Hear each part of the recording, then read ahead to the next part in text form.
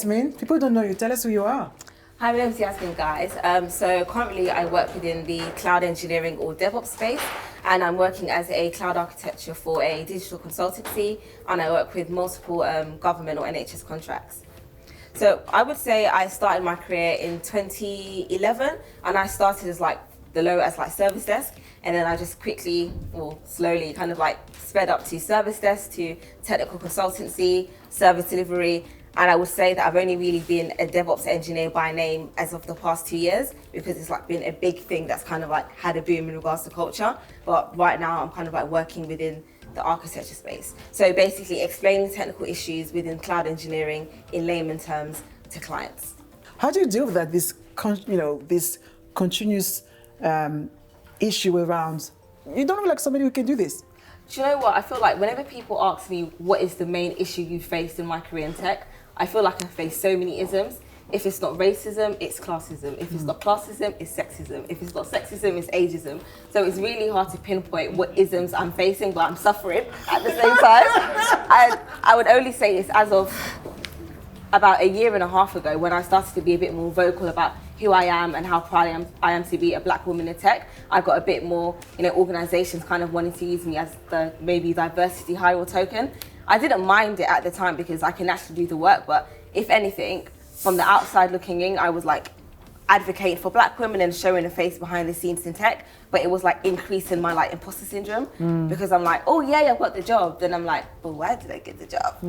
Yeah, so it was difficult, but now I'm just like enjoying it, and I really enjoy where I am at the moment. And those stories are so important, and having you in the book, it means something. You just a new mom? Yes, she's 9 months. She's tiny. Yeah. So what does it mean when you think about this book and being a mother? What do you think is important for you as well? Do you know what? I've been an advocate for, apart from black women, I really want to get kids into coding. So I have a company on the side called Orchid Cloud, where I'm advocating for like kids 3 years and up, because I have like a younger sister from the age of 3. She could like use the iPad. So I'm like, why not entertain teaching them how to code? Because the concept of coding and going into tech, it is a classist industry, and I think it's because a lot of people know that apart from automation being the way forward, once black people get their hands on tech, especially of how influential we are on social media, we can literally take over the world. Amen. So having been in the book was like really happy, even though she can't read. I'm not going to give her the book because she'll probably eat it, but yeah, it's cool to have in the house, like, oh, yeah, beautiful knowledge, yeah. It's so true, probably too young for her. Yeah. It's funny because people don't know. I follow you on social media. We follow each other on social media. Yeah. And I love how honest you are about what you do, and you have open conversation. We see you as a mother, as a wife as well. What do you want to tell people when it comes to raising, really raising your personal brand? What advice would you give them?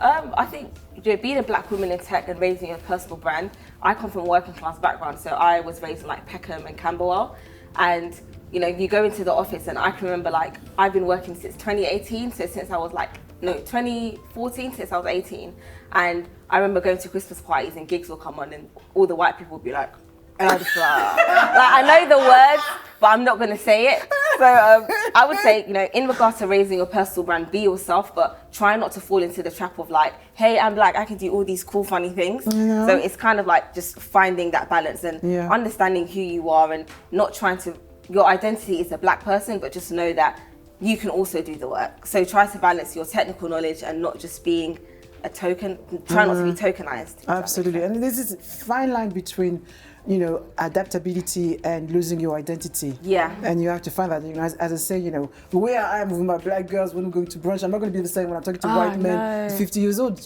But that's adaptability. I don't change myself, but I know who I'm talking to. Like when I talk to a child, I won't talk the same way. And that's so powerful. I would say it's the art of assimilation. I always say I'm a social chameleon. So the Yasmin at work is from Bedford, but the person, maybe my friends don't know them from ends per se. But you can't really go to work and like be that person. But I think now things are softened up a bit, but you still have to kind of maintain some things. So it's taken a break from assimilation because I've been working for like 10 plus years. So 9 to 5 I'm assimilating, but then it gets mentally quite tiring. So I use quite a lot of my sick days for like mental health days just to sleep, because I was like, I just can't keep on do this like every day. I know, everybody needs a break. I definitely need a break after that. So yes, but it was probably one of the most exciting projects I had to work on. I want to think about lessons. What are some of the lessons you want to share that you've learned along the way that you want people to also learn from you? Try to battle against the concept of imposter syndrome. You're meant to be there. Fair enough, you don't think you're supposed to be in that place, but when you are interviewing for a technical role, what would also used to kind of calm my imposter syndrome was the fact that I've gone through like 4 technical rounds to be here. So how much of an imposter am I? Negotiate your worth. That's something that I've always been good at. Never feel free or shy to ask for your money. So I wrote a Medium blog article how I made my first 6 figures in salary at the age of 27 last year. So I was paid 130k from 2 jobs. Now I can't balance 2 jobs because I have a baby, but I'm on 6 figures from 1. So I would say know who you are, get as much certifications under your belt, network as you're doing events like this, and just keep on negotiating the price, but be realistic as well. Yeah, I love that. It's interesting because we don't talk a lot about money, and I think that's those conversations that we need to have. And obviously, the tech space, pays really well if we know how to negotiate. And one thing that I would say is that I remember my advisor, the advisor that I remember from Oprah. She's not my friend, FYI.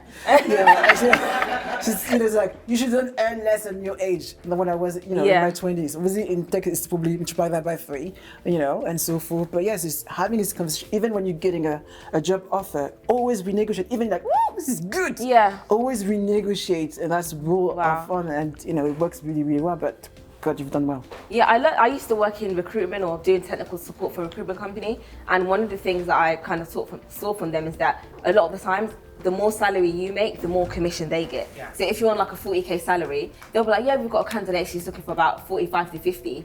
Then they'll probably say, okay, this job is from 45 to 50. Oh, what are you on? Oh, I'm on 50. So even if, most companies will go up to 60, let's say, even if you land on 50, 55, that's still like a 10 to 15k increase. Really good. So it's kind of like white lies, but I guess you're just advocating for yourself, because if the company can pay it and you've passed interviews, then I guess that's what you deserve. Absolutely. Yeah. It comes down to knowing your worth. And I think as being a black person self, if you're the only one in the room, you have more power than everybody who looks the same. Yeah. Okay. One last question I want to ask, it is my favorite question, is legacy. How do you want to be remembered? Oh gosh. I would want to be remembered as a black woman that was interested in AI and somebody that feminizes tech.